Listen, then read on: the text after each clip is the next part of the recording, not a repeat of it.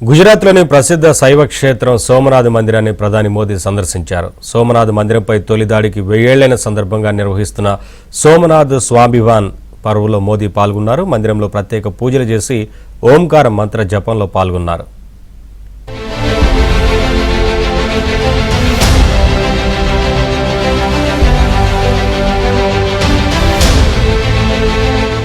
గుజరాత్ పై చారిత్రక సోమనాథ్ క్షేత్రంపై మహమ్మద్ దాడి చేసి 1000 ఏళ్లైన వేళ సోమనాథ్ స్వాభిమాన్ పర్వ్ వేడుకలు అంబరాన్నంటాయి. ఆలయానికి చేరుకున్న ప్రధాని మోదీ వేద మంత్రాల సాక్షిగా స్వామివారికి అభిషేకాలు నిర్వహించి ఓంకారనాదంతో తన్మయత్వం చెందారు.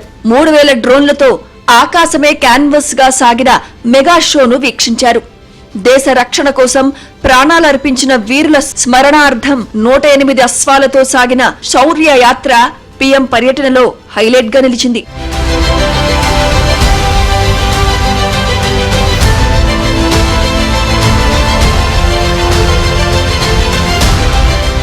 ఆలయాల విధ్వంసానికి పాల్పడిన వారి చరిత్రలో కాలగర్భంలో కలిసిపోయారని, కానీ 1000 ఏళ్ల తర్వాత కూడా ఆలయంపై జెండా ఎగురుతూనే ఉందని మోదీ అన్నారు.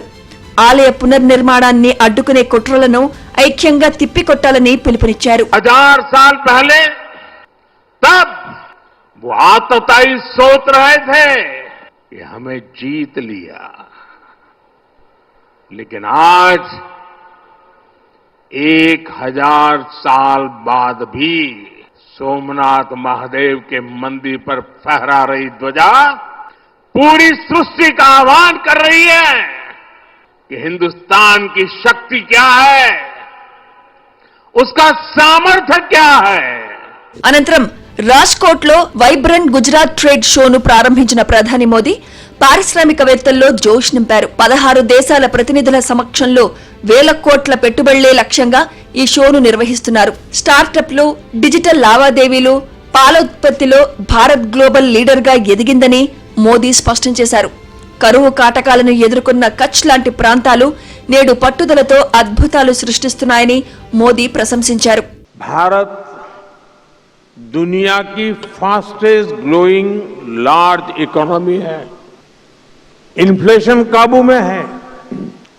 एग्रीकल्चर प्रोडक्शन में भारत नए रिकॉर्ड बना रहा है.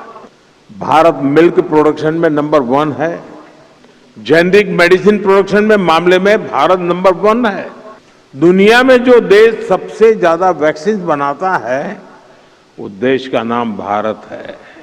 साथियों, भारत की ग्रोथ से जुड़ी fact, reform, perform and transform के मंत्र की उस मंत्र की सक्सेस स्टोरी है.